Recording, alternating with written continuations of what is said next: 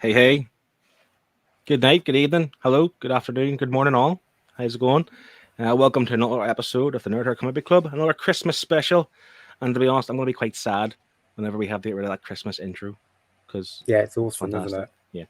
Yeah. Um, your eyes are not deceiving you. There are only two people on screen. Scott has ditched us in the name of comedy.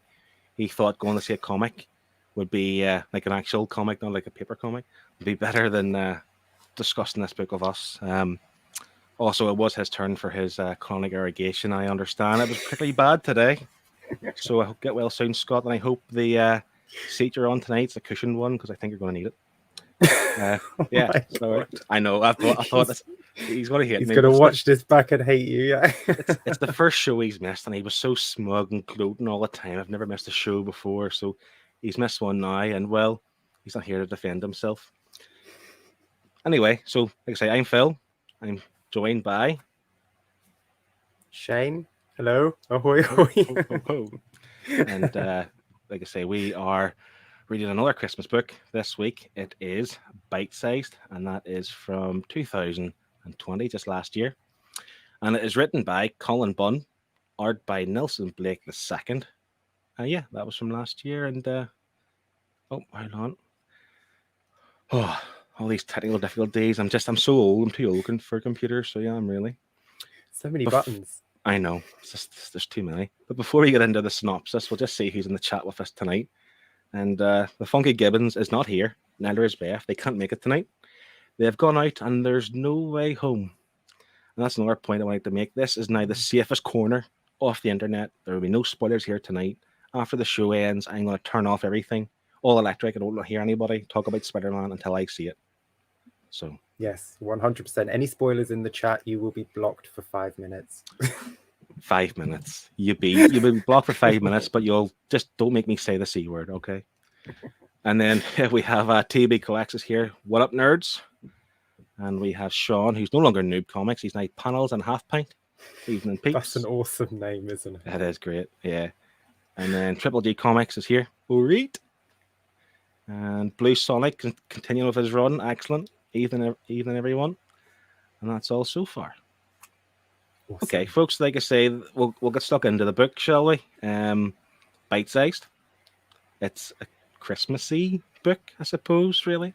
It's all about the military. They have developed these little robots, artificial intelligent robots that escape the facility and find themselves in a random household, I think in Texas somewhere, and has a brother and sister, which I completely forget their names. And Ben and Katie. What, sorry? Ben and Katie. Ben and Katie, that's the ones. I'm going to write that down. They they also discover these robots, and then these robots have a what's the word they used?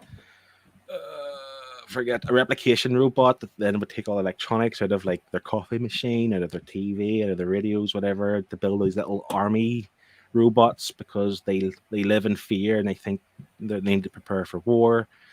And then it comes down that like, well, the humans they're with and essentially attacking aren't that bad, and they don't attack them, but then the military are after them and so on.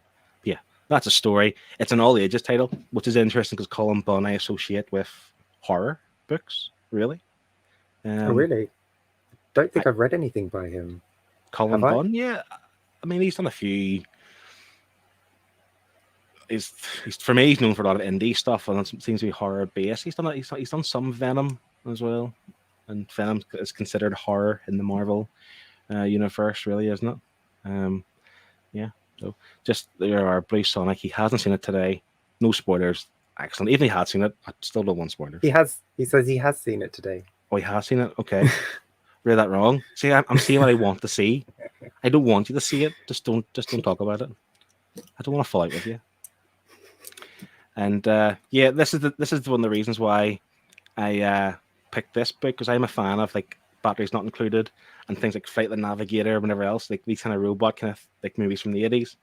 And this, when I read the synopsis, sounded a lot like those kind of movies, and that's one of the reasons why I picked it. And then they're just confirming some things. So Basilisk and The Sixth Gun and Harrow County. Harrow County. Okay, yes, I've read. There we go.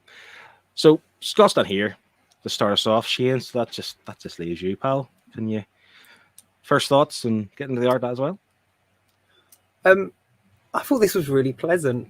Like it was very, very pleasant. It was very family friendly. This wouldn't be out of place on like the Disney Channel, you know, like as a animated movie or even a live action movie, because I was very much getting the vibes of like Small Soldiers. Yeah. Do you remember that one with the toys that come Yeah. to life? Yeah, it was just so pleasant, and the art is fantastic. It's very Disney-esque, especially the faces with the big eyes. They all look like Disney princes and princesses. Very clean art, very, very well done. Page layouts not great. They're just very standard. You've just got your 6 panels, or it's just very paneled. There's nothing special with the layout, but overall, I was left with just the word that just jumped into my head was pleasant. I had a good time. Yeah, I think I'm similar, because the word I thought of was just a delight. It was a delight to read. Again, it wasn't anything fantastic, I suppose. Now the art style, for me, it has problems. I like it. I think it's pleasing, and aesthetically, it's pleasing in some pages. However, it seemed a bit plain, I think, at times, and maybe it's to do with the panel layout. Like there was no real dynamic kind of imagery, you know, that kind of like run over each other's panels or something like that. There was none of that. It was just all very plain and basic a wee bit, wasn't it? And it is. I never thought it'd been a Disney-esque, but in terms of the big eyes, it is quite Disney style cartoony, but it's not. I mean, it is cartoony as well, really, isn't it? And you're right, it could be like an animated TV show or something like that. Maybe it wouldn't fall into place. And Small Soldiers is another thing I really thought of. Like, granted, it's like, you know, there was aliens in Small Soldiers, like the other ones, like the good ones, weren't they? They weren't robots or so. They weren't toys. They were aliens. Gorgonites. Yes, that's the one. Yeah, all right. I think something like that. I think you're right. Oh, it's a great movie, but I'm not here to talk about Small Soldiers, even though I could talk longer about Small Soldiers when I could this, because that's one thing too, that this was very, very quick. Yeah, for 4 issues, it was very short. So each issue is like 20 pages. So yeah. Well, a standard comic is 26 pages, but that would include some ads. This, I think, as a trade paperback, was 87 pages, and it was just a complete whiz. It was, for me, about 20, 25 minutes, really. Because a couple of the pages as well, I have no text. They're like the dog discovering that these robots are in the house. So there's quite a few pages with no text. So, I mean, you're just looking at the panels. And like you said, the art isn't fantastic. So you don't stick on those pages. You sort of just go panel by panel and then flick straight to the next page. But it's weird, because like the first few pages, when they're at the military base, the art is very, very basic, and it reminded me of like one of those web comics, you know, like someone had done by themselves using like Windows Paint or something like that, one of those apps. Do you know what I mean? Like just one of those apps where they've drawn. It's very standard, but then once they get to the family and we see the robots, I think it then takes a little fantasy turn, and I sort of enjoyed it a lot more, especially when the first robot shows up. And I can understand now you saying that he writes a lot of horror, because even though it's very family friendly, very all ages, it is quite scary when he's like about to attack the girl when she's asleep. Yeah, like essentially it's very horror-esque. If you think of the story, yes, there's no cuss words, there's no really dramatic scenes or anything like that there, but the art is what makes it more all ages. If this is like, if you think of something like, what's that book the Kill Lock, the one we read a few weeks back, that kind of style of robot, you know, especially what was the one called who made everything, designed everything? Oh, the one whose planet was, whatever he was called. But like his style a bit creepy or eerie or something in a way. Like, so this could have been drawn to be a more scary book if he wanted, just adapt the story, the exact same story, take it and adapt it to be a horror book. But obviously it is all ages. Tone down the colours, make the art a little sharper, and bit of blood could actually be a horror. Yeah, kill one of the parents. Why not? You don't need both. And plus the parents are a bit boring as well, to be honest, but we'll get in that too. Sean is saying easy in the eye art and no clutter and easy to follow. And this is true, but it's also one of the problems I have with the art. In that, okay, so there's a Christmas tree and they're opening presents, but it didn't feel like Christmas. Like there was like the walls were very bare. It didn't have that Christmas aesthetic, you know what I'm trying to say? Like, you know, Do you know what I mean? Like you wouldn't know it was a Christmas book if you didn't see the tree, and just No. having the tree alone doesn't make it a Christmas book for me. And perhaps it was No. Christmas Day, but I mean, I wanted more of Christmas stuff, and that could have been drawn in, I suppose. Yeah, this could have been any time of year. Take the Christmas tree out, change the weather, because we only know it's Christmas because they tell us it's Christmas tomorrow, and then they wake up and it's Christmas. So yeah, it could be set any time. I think that was probably just put in for a Christmas release, maybe. It might have been. It was last year, so probably did come in last Christmas, or would have done. TV collects us in. Was it the Architect? It was, but just couldn't remember. Yes, his class. It was something class, wasn't it? I can't remember. I have those notes in another book, so that's annoying. Yeah. Yeah. That was pre our notebooks, wasn't it, Shane? Yes. Before we got our swag. Yes. Before the Nerd Herd notebooks. Yeah. So Connie is here. Says I'm here, but I'm on the phone. I'll join the chat if I end up wrapping up. Like I can't even read tonight. If I end up wrapping up, but I liked this book. It was very cute. And to be fair, I did message Connie earlier on. She has her little tracker and stuff, and so she put that on and she read this book, and I was delighted she read it. It's like, I'm glad you read it. I'm sorry if it was bad. I was worried about people think, but you just know it was very cute, and it is quite cute. And like it was a delight, and it was pleasant. That's excellent. But we're not here just to listen to us. There are some people somewhere, I'm sure, who want to see Scott and hear him and what he has to say about a few things. So, as always, if you're unable to attend our show, you have to record a few videos yourself. And Scott sent some in, so bear with me while I get used to this, by the way, because I don't know how this works. Here's Scott, hopefully. Hello. It's my first time not being on the Nerd Herd, and I'm not dead. I'm actually at this very moment in time, I'm watching Bill Bailey, so I'm having a hell of a time. We've been ditched for Bill Bailey. Bill frickin' Bailey. Carry on, Scott. And it's about time I had a week off the Nerd Herd, but my initial thoughts on Byte Sized was it's alright. It's okay. I'll keep my opinions about the writing until we get to the writing, but the art kind of reminded me of a mediocrely animated Channel 5 kids TV program. In that kind of sense where everything just looked a bit too, round, and it tried to make it look 3D, and the shading or the lighting was just either too much or not enough. And yeah, I was a bit bummed out by that, because the concept of this was quite cool, but I think seeing the art like this just kind of put me on a bad footing, I guess. But I think what put me on even more bad footing was the fact that the start of the book looked so great, and being in the military and doing that kind of stuff, and it all looked fantastic. All the faces looked good, and it looked clean, nice, and then as soon as it gets to this family that in their house, it just seemed to just have gone a bit downhill. So I was like, oh, okay, this is what it's going to be like now. Fair enough. And then it just kind of put me on a bad footing from that point onwards. Character designs of the whole of the AIO bots, don't like that. The design, I like the design of the first one, and then when the rest of the team come up, the other 5, again, it just got back to that kind of simple kids TV program kind of feel. I wasn't too pleased, unfortunately. But we're gonna go for my page. I'm just going to stop him there, because we'll do our pages in a minute. I just want to talk about what he said, because the exact opposite of me. He likes the art at the beginning and not at the family. Which is odd. I mean, obviously everyone has their different opinions on the art, and I think I tend to agree more with Scott if I'm being honest, not that the art in the home was bad.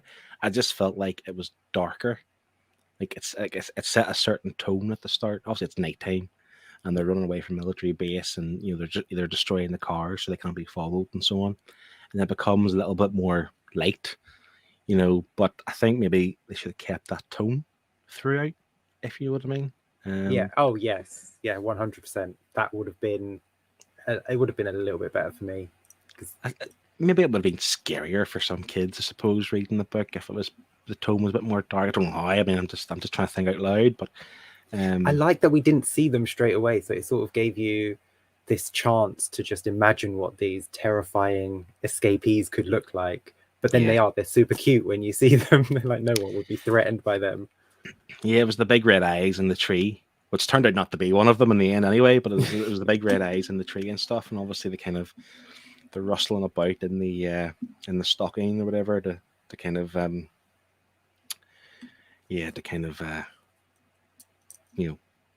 put the fear into the kids, I suppose, but we'll move on and let Scott discuss his page, and then we'll get the page up and we'll discuss it too and tear him to shreds.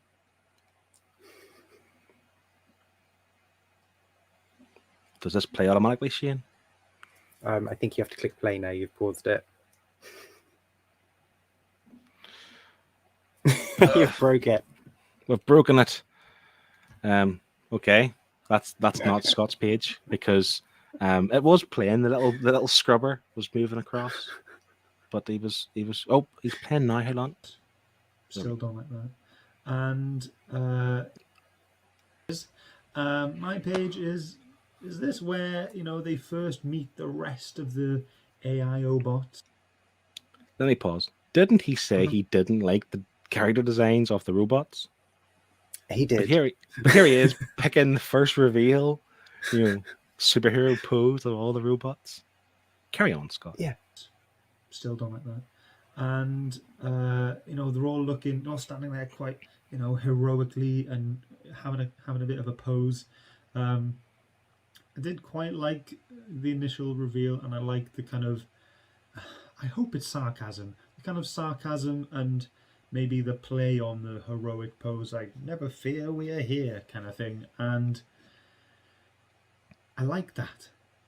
But apart from that, there wasn't much else that I did like. Everything was clean and it was okay. But it was just the lighting and the shading was just well off for me, and it just again looked like a bit of a kids program. So that is my thought on the art. I'll see you soon. Bye. Pure Scott. And to be fair, until I seen that video when he mentioned the shading, so here is his page, and this is something I wouldn't really notice, but I suppose the light and the shading is slightly odd. I'm gonna sound really silly here, like I know what I'm talking about, but like if the light reflection on her hair at the back looks like it's too harsh or something. I don't know. Does that seem stupid? Is that what he's talking about? I think maybe because it looks like there's two light sources. You've got the one on the right and maybe one behind them. Yeah, that's why I'm taking from. Like, surely you'd have the light on her right hand side of whatever that bubble or whatever that ball is, and then not on the left one. So maybe that's what he's maybe thinking. I would notice that. So Scott has a really good eye for art, it appears. I guess so, because I didn't really notice the shading in this book was lacking. I think because I was reading it more of a cartoon anyway, so I forgive that sort of thing. When the art is this playful, I forgive shading and stuff. Like with I Hate Fairyland, you're gonna forgive there's no shading. 100%. What do you think of the character designs he was pointing out of the little robots? What do you think of them? I quite like them, but I like the fact that they look like toys and they're unassuming. If you were in a battle and the soldiers took a step back and these 5 little robots walked out, I mean, after you stop laughing. Because this is the thing, and I did take too many notes, but I did note down that these robots were designed for stealth and combat for areas deemed too dangerous for human troops. Like, you're right, that's a toy. If you're, I don't know, I'm trying to think of countries that are at war. If you go to any country that's at war and you see these coming, you're going to think, what did has Hasbro made these? Like, what's going on? Like, why are they setting toys to beat us? But that yellow one has got some serious firepower. Oh yeah, He's got I like always see rocket that. Yeah, launchers. They and all just come out of his shoulders. I love that part because he didn't want to do it. He did. He No, really did. He doesn't like he's a violence. pacifist. The Yeah, most yeah, that's right. dangerous one is a pacifist. I know, but then he just lets rip and just he has the ability to just destroy everybody. He just won't do it. It's fantastic. Yeah. We'll move on to yours, Shane. Take it away. So this is, like I said, it's like it is quite horror-esque. It was quite scary. She's asleep and he's like scanning her. You're not too sure if he's like maybe trying to learn her language or what. But then you turn the page and he's like proper going in for the kill. And Yeah, this is where you see the face. That is a Disney princess face right there. You know, the big eyes, you know, the small lips, the perfect nose. That's a Disney princess face. it is 100% Disney princess. I was a little bit confused by this because, well, not at the time, but after, whenever you discover that he is the replication robot, he's the one who makes an army or makes weapons, whatever. Why was he attacking her? There's no electronic parts in her. Do you know what I mean? Because Like he's the one that mistrusts humans the most. yes, you're right. He's the one that's scared of them because they hurt all his friends. Yeah. So he is completely against humans. And that's one thing throughout the book. Like, you know, it's just kind of like humanity bad. Because obviously these robots, they feel pain and fear and anger. And that does show you that one was getting tortured. That was horrible. How dare you make me feel for robots in your book? They did that in Q-Lock, and now they've done it again in this. I know it's a simple story, and I know it's really pleasant and family friendly, but you do feel for them when you see them being torn apart and thrown in cages and crushed. And kicked around just to see if they can destroy them. It's so horrible. Essentially, I mean, these robots have a soul. It's like, you know, like a dog or a cat. No one likes being cruel to animals. It's the same thing. Little cute robots. Yeah, I don't want to see that. That's horrible. For no reason. Why were they doing all that? They built them to be weapons. So then why like crush them and kick them and pull them apart? Was they trying to toughen them up? Like what were they doing? Like what was the purpose of that? You know, you're Bunn right. was literally on one of those big industrial crushers, and they were just crushing him. That was that one, wasn't it? That was that robot, I think. I think it was him, the replication bot. Maybe it was just to see like how durable they were, but it seemed like torture and it was mean, and you can understand why they were the way they were. Yeah, this is true. I'm starting to panic now because Shane's internet's a bit dodgy and I've no backup. So if Shane happens to have to leave, I'm gonna be on my own, which is gonna be weird. I'm gonna say what I want. There's no one to stop me. But we'll move on to my page. And this is I'll just remove this ticker. So the reason why I really like this page was because this is when they go into the garage or the shed or whatever, and they were questioning why Dad's chainsaw has disappeared, and here's why. So this little AI robot or replication robot was busy dismantling the coffee machine, Dad's razor, the radio, the TV, all the battery compartments, all the toys, the keyboard, whatever else, because he was making these little robots, these little deaf robots. And you've got the chainsaw, and you've got, the lawnmower, and to be fair, I don't know what the rest of them are, whatever they are, just random, whatever. And this is where they choose to attack. And and another thing, like Scott mentioned, the shading and so on. One thing I really noticed was like their breath was cold. Yes, like it's just like wee details like that I liked. Like they're obviously it was snowing, they were in the shed, it's going to be cold, but you don't need to draw like their cold breath, No. Which I thought was really strange. But yeah, like if this was a movie, and you were faced with like a dozen or so little tiny robots that were just being made from your household appliances coming at you like that, you would absolutely cack your pants. 100%. That bottom panel though is not great, is it? Those faces. That's one thing. I mean, one of the things I noticed as well was it's like they can't do teeth or something. It's like what, like she has a big gap in her teeth. She lost a tooth. That's fair enough. She's the kind of age where she probably is losing a tooth. But yeah, it's not the best. But I just like that middle panel. That's the reason why I picked it. Very menacing. Yeah, this would make a great family movie. I think so. Christmas family movie, live action or animated, either way, be quite fun to watch. But as I said before, it's definitely it's it definitely misses a mark when it comes to Christmassy. Because yes, it had snow. Yes, it had a Christmas tree. Yes, it was Christmas Day and there were presents, but it didn't feel like Christmas. And I think a lot of that is down to the art, obviously, but also like the family. And we'll get into that when we talk about the writing. I think it was the mum and dad. I had a real problem with them, to be honest. Like they're more concerned about their coffee, more concerned about like having a shave, and they were a bit stupid and didn't understand like everything's broken. Oh well, we'll just play on our normal day and enjoy Christmas. But there was no, do you know what I mean? There was no kind of celebration in their day, no excitement or No. something. I just think for a Christmas movie, you kind of need that. Yeah, they were very tacked on.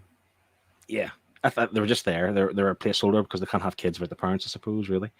Just want to catch up on some chat before I lose myself. Blue Sonic is amazed. Bill Bailey. I do like Bill Bailey. I mean, I'm not going to say, but at the same time, I wouldn't be skipping the nerd herd for Bill Bailey. No, I'm just joking, Scott. Sean is. I'm finally back in the chat, and Scott takes a night off. I feel so let down, betrayed, gutted. Take it up with Yeah. Scott. Yeah. We didn't do it. Yeah, we're here for you as normal. And TV's reacting to Scott's harsh words from the Welshman. It was a bit harsh. Yeah. It's his turn this week. Yeah, it was Shane last week. Yeah, that's right. And Sean, it's made a good point. It's only 4 issues, and to be fair, very little does happen. It's a very basic story, but I think it's one of those things that had it been even an extra issue or two, you might have got more out of it, or you would have got more out of it. I suppose it did seem very quick and rushed. Yeah. So yeah. And Peter Triple G Comics is saying, not read this, but so far it's not jumping out at me. It's hard. If we can't convince you, that's fair. I think like we did enjoy it. I think Shane and I. Scott may not have enjoyed it, but if you want a nice palate cleanser, a nice chilled, relaxed, pleasant book, nice to look at, simple to read. Well, I do watch Peter's videos and some of the stuff he's been picking up recently. I probably wouldn't rank this higher than any of the stuff you're getting, if that's a fair assessment. So if you've got a lot of stuff to read, don't be rushing out for this. I don't think, but it is good. It has its place. And Andy from Perpetual Comics is evening, lads, and everyone in the chat saying hello. And Sean is asking, is there other volumes out of this? And to be fair, there's not. But there might be, because it does end in a way where maybe they haven't got the plans to do it, but if they wanted to come back and do something, they've got a starting point, I suppose, really. And yeah, would you want to see more of this, Shane? I would actually. I wouldn't mind seeing them out in the world. Seeing them how they survive the army guys. I wouldn't mind it if they then maybe notched it up to maybe a PG-13. So so there's a little bit of violence. I don't want blood and gore, but just a little bit of violence, maybe a little bit of action, a little bit of human on robot action. Not that kind of action, the fighting action. Yeah, but because it was just robot on robot, wasn't it? You don't want the Dave style action, Was it Scotty? Was it Scotty? Yeah. Yes. But to be fair, they could do more of this. I think I'd imagine they're done with the family. I wouldn't want to see more of them. I don't think like they've been there. They were just happened to be there when the robots were passing, I suppose. If they're going to do more of this, I want to see beyond that and just leave that family behind. Oh yeah, 100%. Yeah, and Ben and Katie, they had theirs. Yeah, they've had their bit, and just. But you're right. They could, if they did raise it to PG-13, I suppose we might get a more tense book, I suppose, really, wouldn't it? It'd be hard though, because the robots are just too cute. I think they just made them too cute. That there was no edge to them. The scariest one was Spud, but like once he calmed down, he wasn't as scary. But what you could do is say 2 years later or something, and they're maybe out west in America or something, and they're all kind of dusty and a bit broken. Maybe they've broken apart and they've had to reconnect like a Barbie arm or something to have just like a real kind of mangled up robot and a really hard life, and then start from there. Cool. Very, very cool. Yeah, write it, Phil. You write it. Send it. I'm good at concepts, but I'm not good at actually following through of ideas. Sean saying he started reading comics as a little girl and think this would be a welcome change to My Little Pony. And the funny thing is, I also read My Little Pony to my wee girl, and there's like so much My Little Pony you can actually read as a grown man. And to be fair, this is, like I said, it's on all ages. There's nothing. There's no themes or tones that would be, dangerous for young kids. So No. by all means, I'd recommend this for children. To be honest, I would say if you have young children, you could read them this and be happy with it, and you're not bogged down with language or too much narration or any kind of. I don't think there's any narration in this book at all, is there? Everything's spoken by someone. Is there any at the start? If they were talking about the robots, maybe I can't remember now. At the military base, no, there's not. There's not. It was just soldiers speaking to each other, letting us know they've destroyed the And cars. They're a panic. escaping. Yeah. But yeah, I mean, for young children, like say, I haven't read this to my little girl, but it's something I could, and I'd feel okay with it, no problem. Yeah, I think she'd enjoy it because the art is very child friendly and it's very cartoony. So I'm sure she's seen a TV show that copies this art at some point, whether on the Disney Channel or Cartoon Network, like Scott said. Yeah.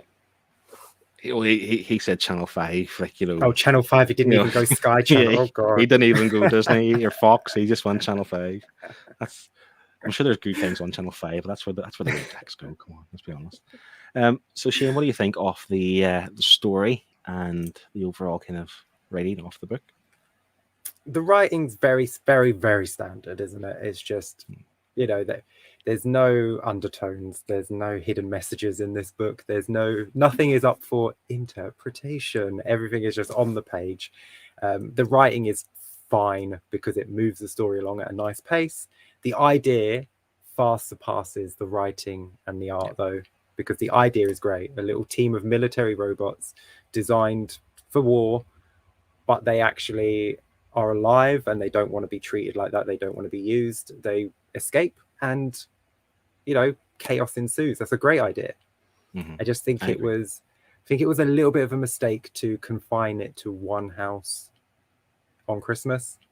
I think it could have been done in a big city. Like Spud could have gone to a toy shop even in like New York and bought all the toys to life, all the drones, all the dolls and everything that's got computer chips in it, brought them all to life, and then New York is just under attack from toys. And little robots with chainsaw hands, and that would have been a bit more epic. I agree, and you're right. The concept, the idea, is far superior to the writing, and that is one thing I noticed too. Like, I get they wanted to have like some sort of small town in Texas or whatever. I think it was Texas, wasn't it? Yeah. And they want to kind of show that, like, these things could happen. Really, it's not always have to be the big city. But you're right. If this was New York or LA or a big American city, the stakes would be higher for one.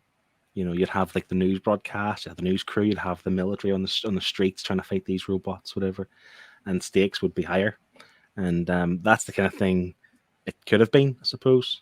But still had the family Christmas, like an apartment in New York, or whatever, like you're saying. But just kind of move on to something else, and maybe in that aspect, I would feel like it was more Christmassy if it happened to be New York, and but my issue with the writing is kind of what you're saying, but they try to hit a certain tone. They try to hit on certain points, like we'll mention some movies of nostalgia there, and kind of appeal to like children and cutie little robots and so on. But I just don't think they hit those points.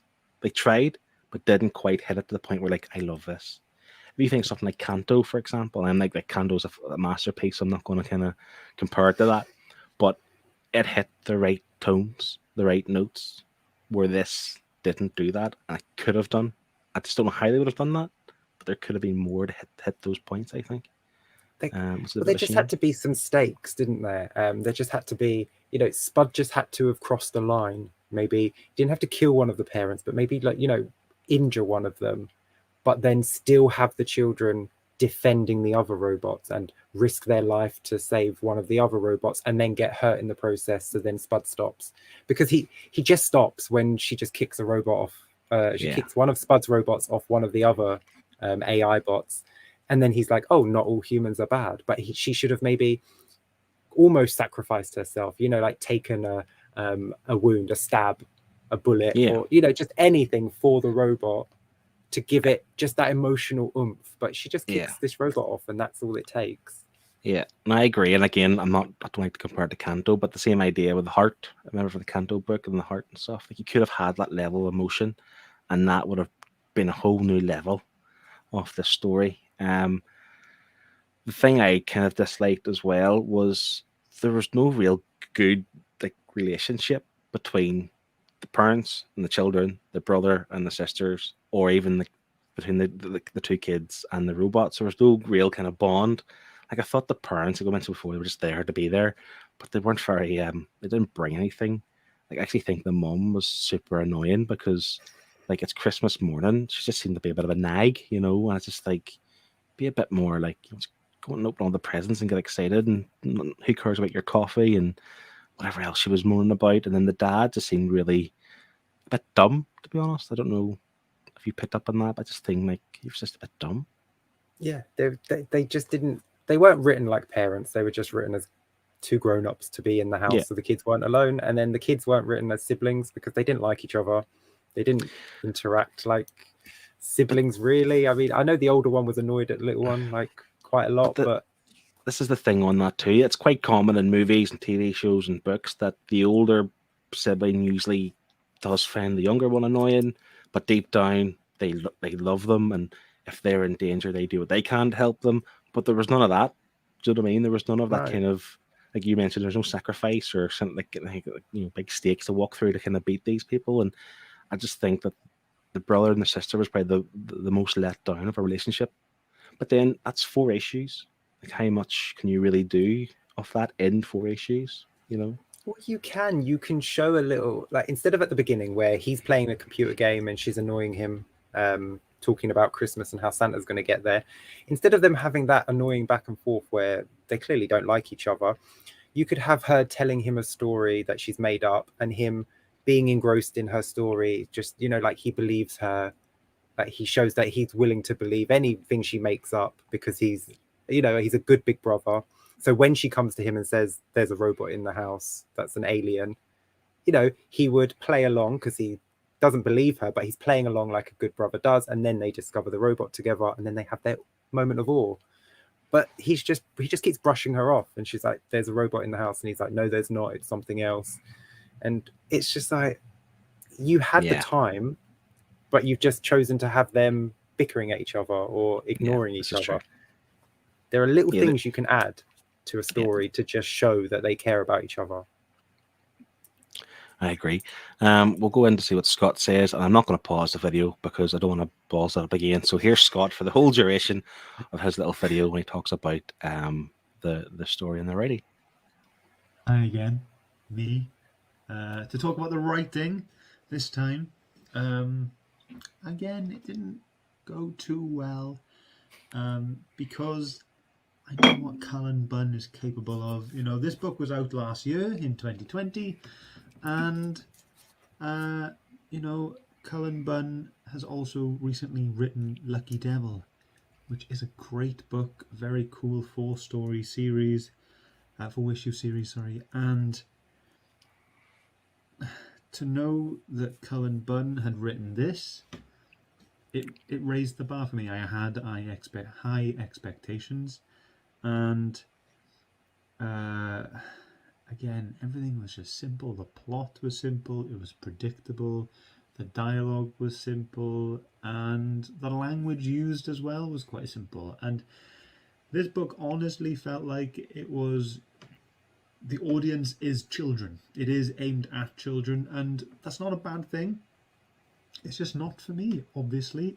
I'm a big boy, I'm a grown-up. So I just, you know, it was, because of the simplicity and the predictability of the whole thing, it was just, you know, it just lacked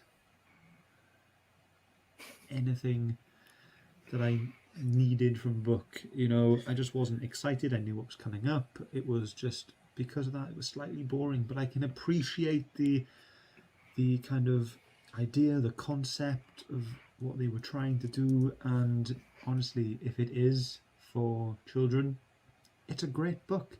But it's not for me because because of how predictable and simple that I found it.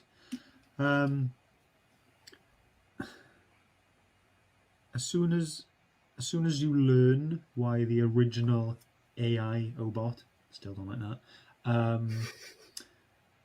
why he was taking apart the electronics to kind of get the components to build other little creatures and stuff, you know how the story is going to go, how it's going to end, and don't get me wrong, it gave me like this kind of Small Soldiers, Gremlins kind of vibe, both great films, and it gave me that kind of nostalgia, which I enjoyed, but it didn't make me enjoy the book anymore. It just made me really reminisce on those films that I enjoyed as a child. And I think the only type of emotional pull that I felt at all in this book was when the good AI Obots, still don't like that, they when they told their story of how they had actually developed feelings, and they didn't like it when they were decommissioned or their friends were crushed or anything like that. But that was it, and again, it's a very simple emotional pull. They just had feelings, and that was that. So yes, simple writing, predictable, but because of how smart I am, made it quite boring.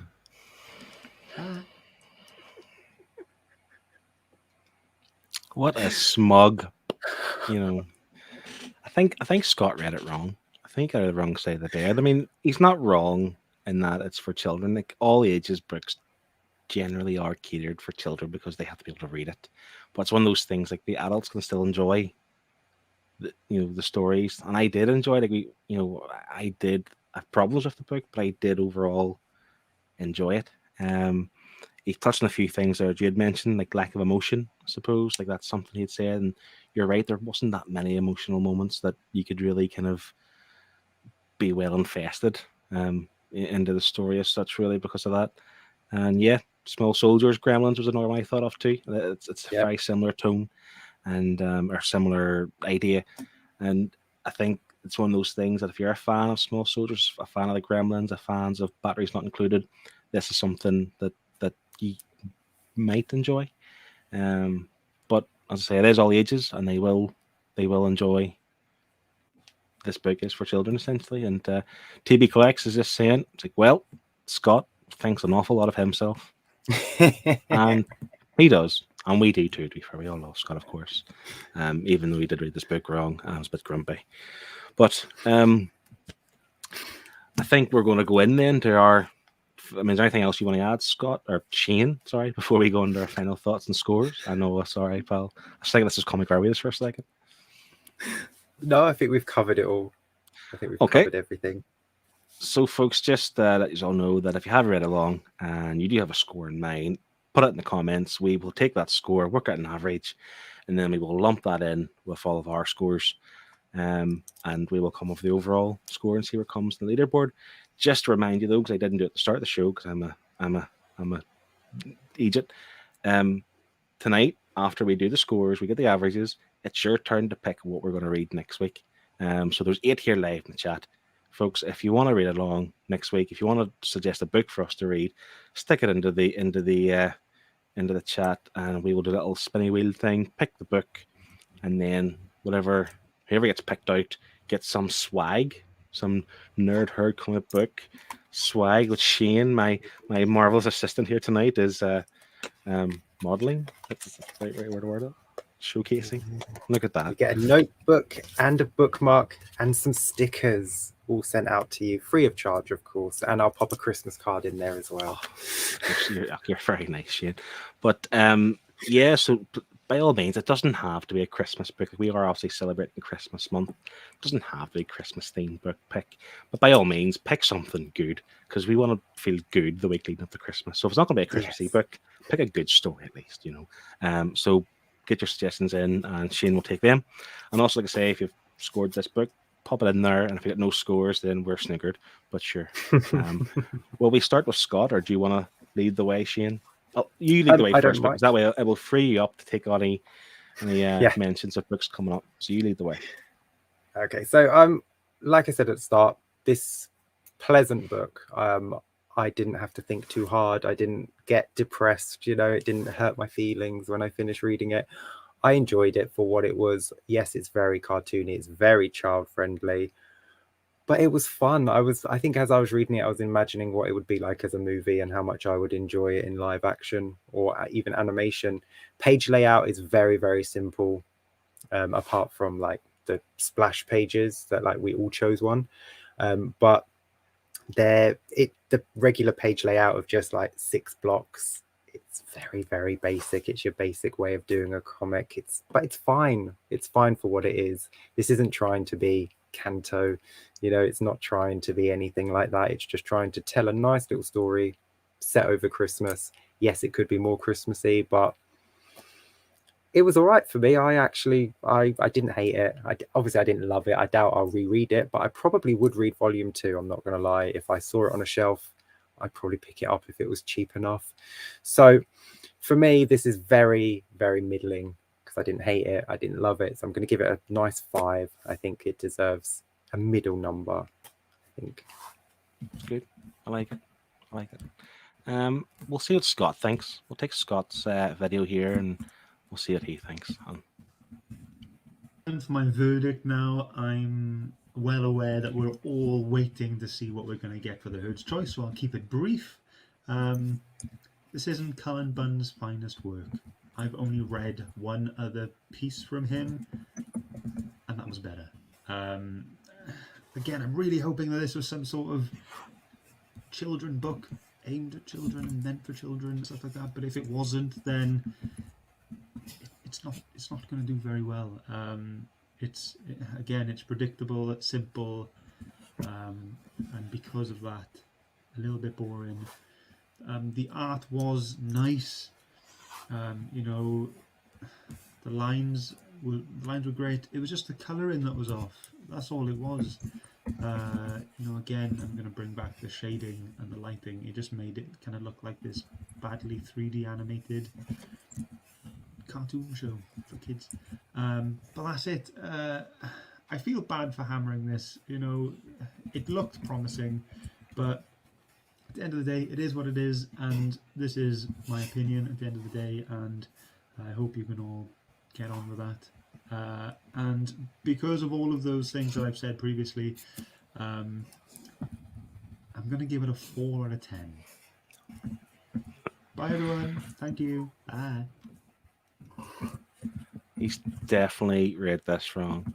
Wrong side of the bed. Someone's seeing a comedy show tonight. He's very grumpy. I know, maybe that's here. Maybe he needs it. Like I say, Hallow's chronic irrigation, so now he's going to get cheered up,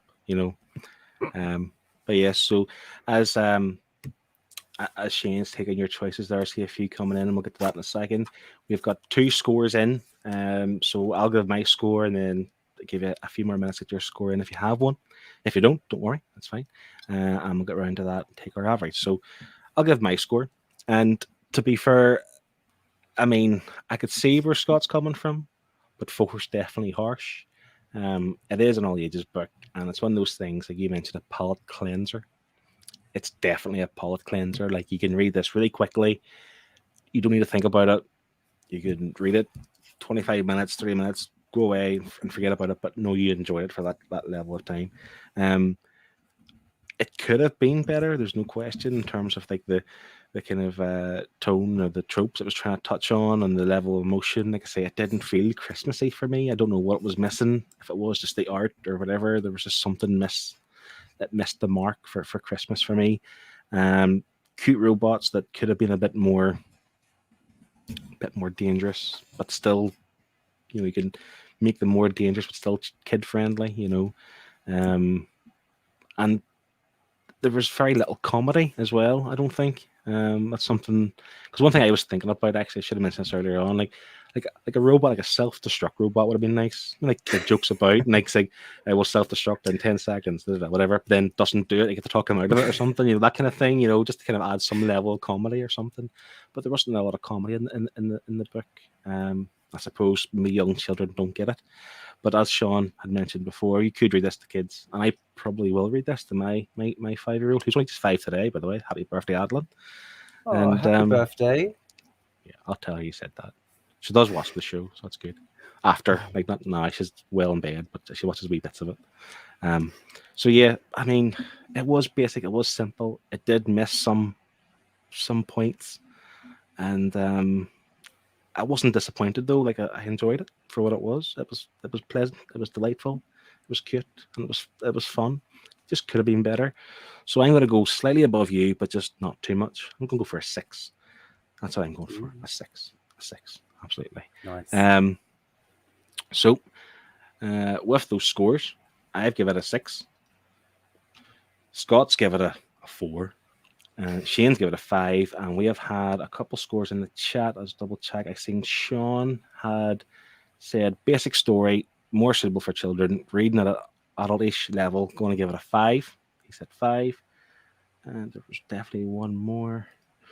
I do think this was a simple story aimed at kids, but it was clean and fun. That'll read. I'll give this a 5. He's also one for 5, so it's 2 5s. I think that's the only scores. Am I right, Shane? Do you see any there? Yep, those are the only 2. Those are the only 2. So that gives it an average of 5. Is that right? 5? Yeah. So with my 6, done. Scott's 4, Shane's 5, and the Herd's 5.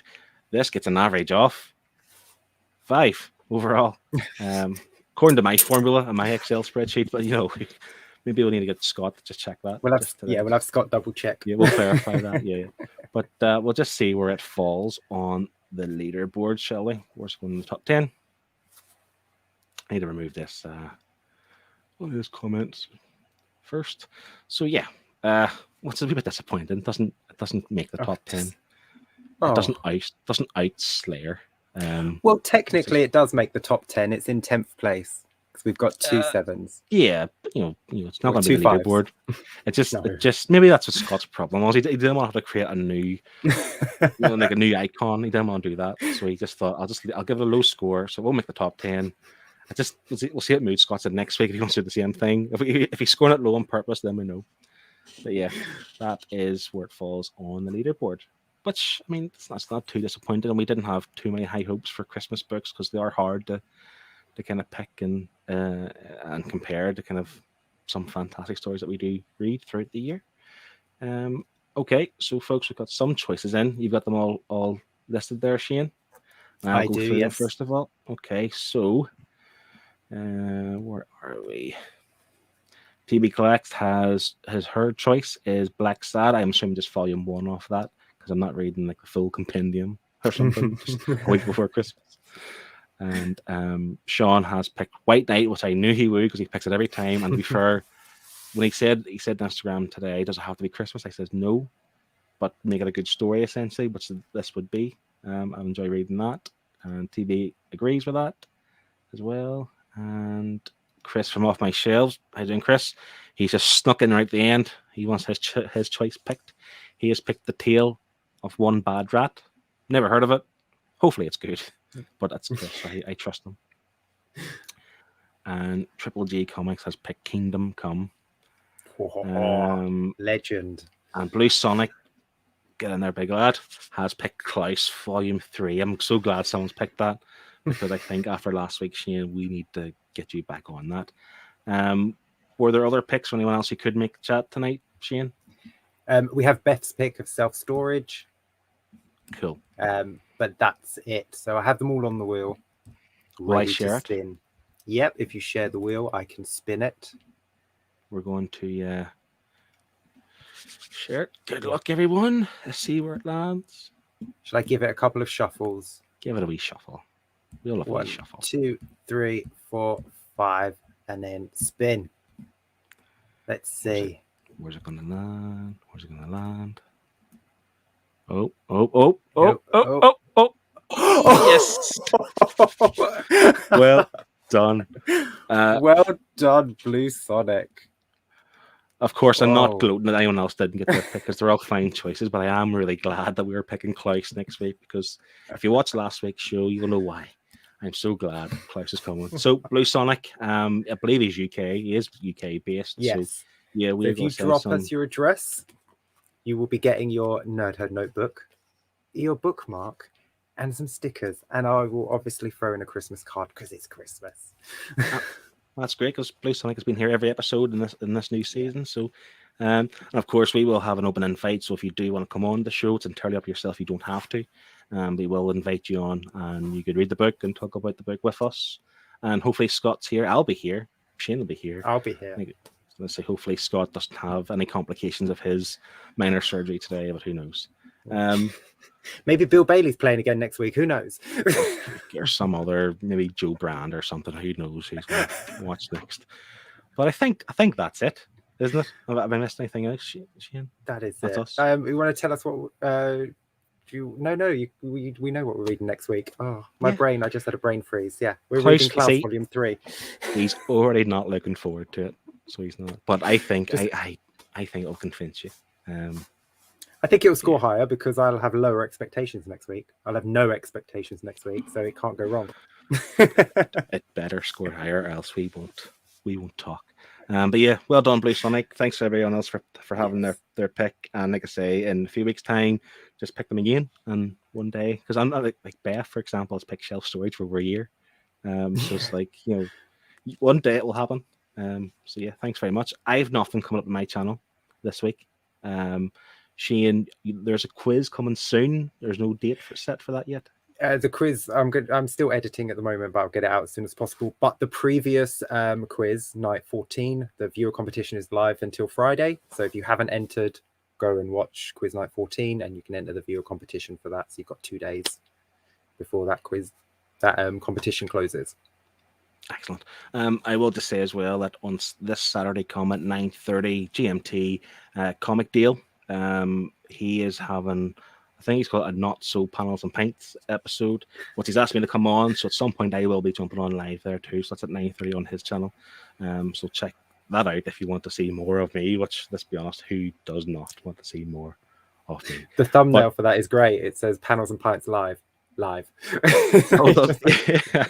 didn't even notice that. Well done. Excellent. Yeah, that's this Saturday coming. And then, if anyone can't make it next week for what reading Klaus, if you can't make it, just have a good Christmas and we'll see you later on. But there's something else to do, and it seems a bit weird just doing it with 2 people because Scott's doing it right now. Bill Bailey, what's he doing?